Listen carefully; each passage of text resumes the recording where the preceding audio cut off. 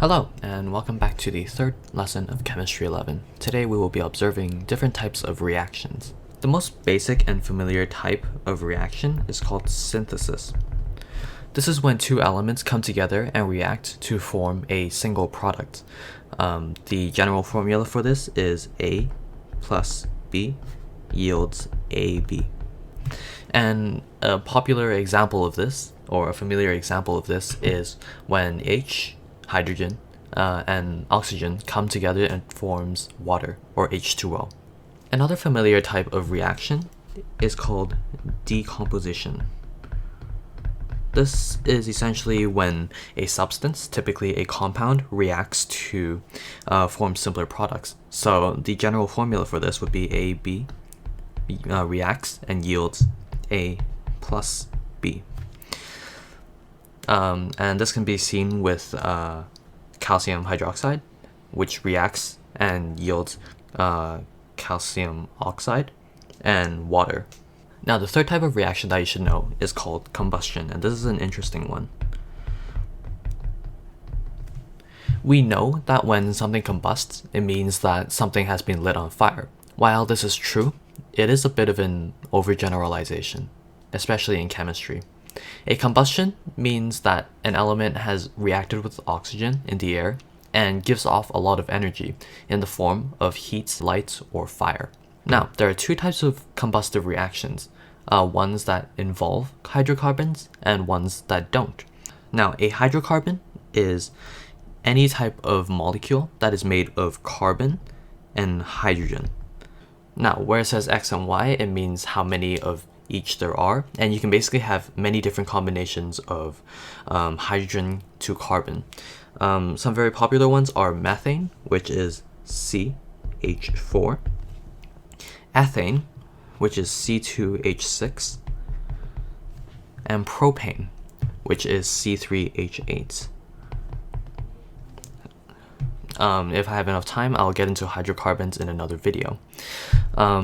When these hydrocarbons react with oxygen, they release carbon dioxide and water. So the general formula for this is CXHY reacts and yields H2O plus CO2. And one example of this is when pentane reacts with oxygen to create carbon dioxide and water. Now, what about combustive reactions that don't involve hydrocarbons? Well, essentially, this is just going to be a synthesis question. So the general formula here would be A plus O2 reacts and yields AO.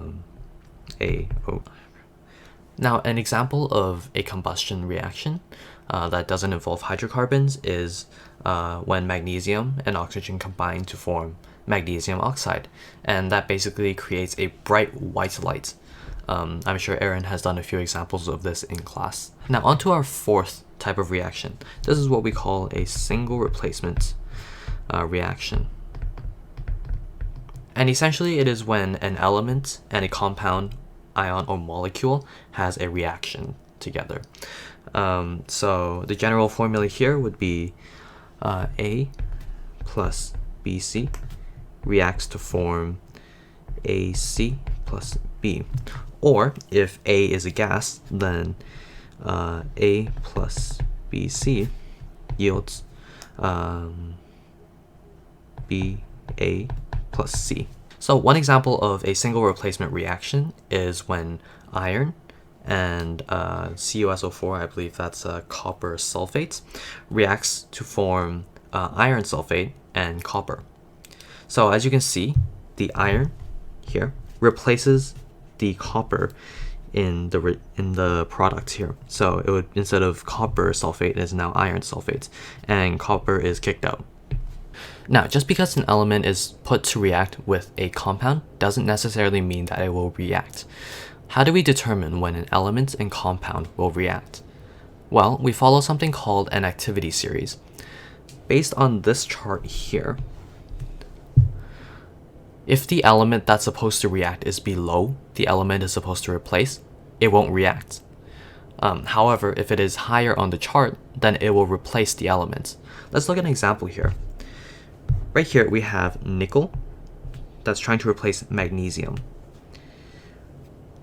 Now nickel is not even on the chart because nickel should be somewhere down here. Now nickel is below magnesium, which is all the way up here.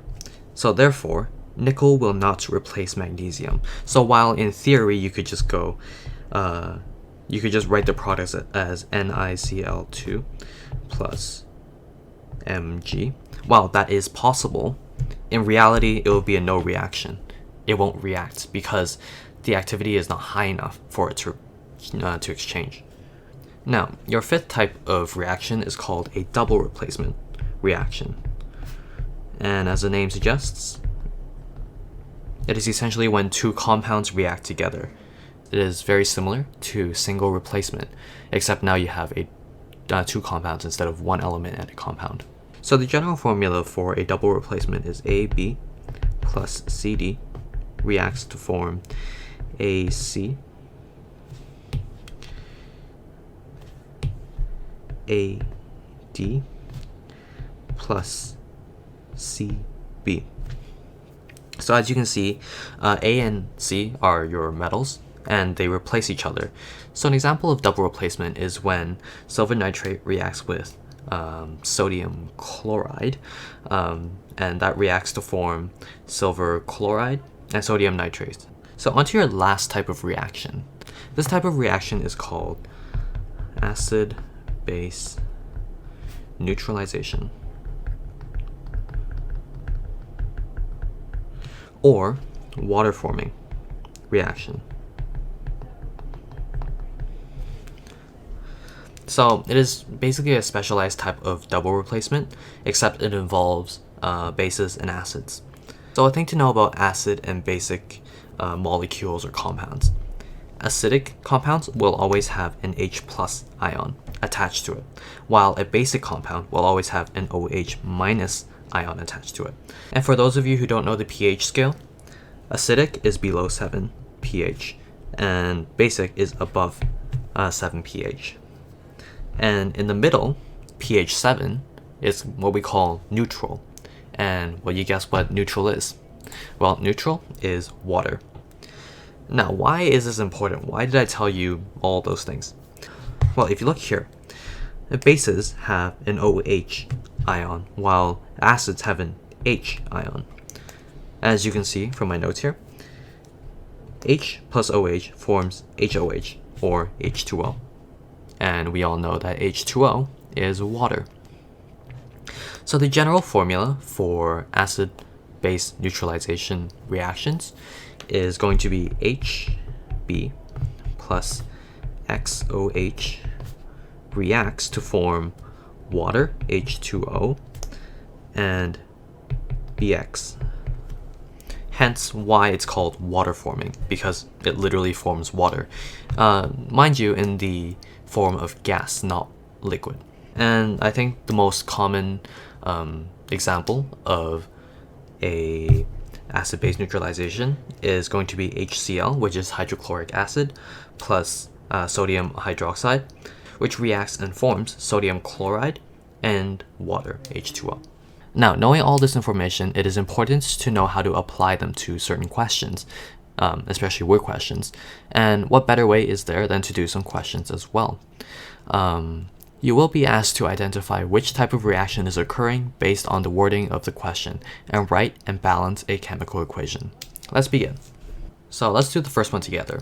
Iron 2 is mixed with oxygen to produce ferrous oxide. So ferrous is just a fancier way of saying iron oxide. What type of reaction is this? Well, you can see here oxygen. I intended for it to be a combustion. But as you can see, another possible reaction that could be occurring is synthesis.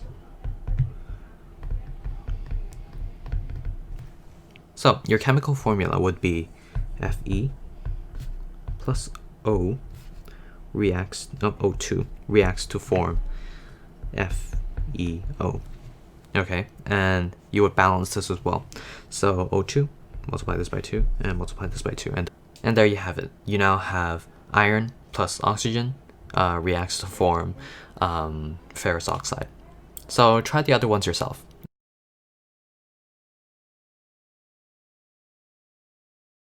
So that is all for today, and so that is all for this video. I hope you learned something. I hope it was insightful, and I hope it was helpful.